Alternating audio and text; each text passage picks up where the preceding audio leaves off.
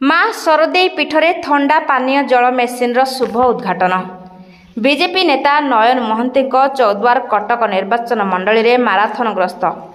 चौद्वार कटक निर्वाचन मंडली इंद्राणीपाटଣା पंचायत इंद्राणीपाटଣା ग्राम माँ सरदेई पीठ परिसर रे एक थंडा पानीय जल मेसीन शुभ उद्घाटन करथिले। जेके सीमेंट कंपानी प्रदत्त एही नूतन थंडा पानीय जल मेसीन उद्घाटन समय कंपानीर नेत्रानंद महंती बहु वरिष्ठ अधिकारी उपस्थित रहिथिले।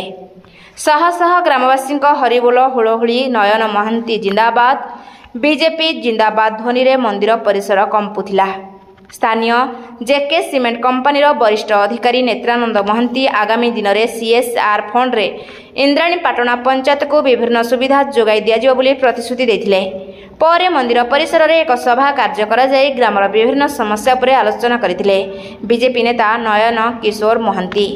एही कार्यक्रम रे जिला संपादक भागीरथी दलाई, राज्य परिषद सभ्य चिरंजीव खंडायत राय, प्रशांत विश्वाल, ग्रामर युव बीजेपी संगठक अमूल्य दास, इंद्राणीपाटଣା मंडल सभापति दामोदर नायक, पंचायतर समिति सभ्य सस्मिता नायक, पंचायत नायब सरपंच धनेश्वर नायक, पूर्वतन मंडल सभापति अजित सुविधि राय, दीपक बराल, ग्राम मुरबी नृसिंह चरण नायक, कैलाश नायक बहु युवक और महिला उपस्थित रहिथिले। कौन कहबे कि इंद्राणीपाटଣା ग्राम ठंडा पानी उद्घाटन होइछि लोकमानक समस्या बुझुछि कोन समस्या काछि ये इंद्राणीपाटଣା रे गौकणा ग्राम रे बहुत दिन दाबी थिला जे गुटे ठंडा पानीय जल प्रकल्प हवा दरकार। जाओ ये अंचल रे जो हमर जेके सुपर सीमेंट कारखाना अछि से कारखाना तरफरु आज ठंडा पानीय जल व्यवस्था करा आइछि। सेति हम धन्यवाद दउछु एवं जेके सुपर को आमे आह्वान करछु से लोकंकर जमीन होती लोकंकर विधि व्यवस्था अनुजाई जहाँ जहाँ आवश्यकता दरकार सीएसआर फंड रे करू साहाय्य करू एवं लोक एम्प्लॉयमेंट भी दऊ लोक ये ट्रेनिंग देकी कंपानी बढ़ुची नुआ कंपानी टेक ओवर करिछि सेमाने मध्य बढ़िबे कंपानी रो कैपेसिटी बढ़ियो सेठी मध्य टिके स्थानीय लोक नियुक्ति भी दवा पई आमे दाबी करछु। मु नेत्रानंद महंती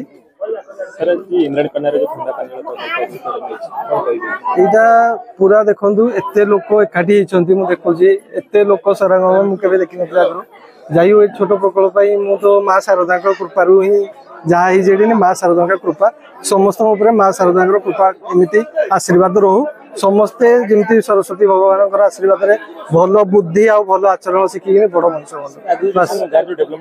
गाँव डेभलपमेंट सीएसआर एक्टिविटी अनुसार जहाँ जमी मैनेजमेंट डिसाइड कर टांगी चौद्वार हरिहर बेउरा रिपोर्ट प्रयाग खबर।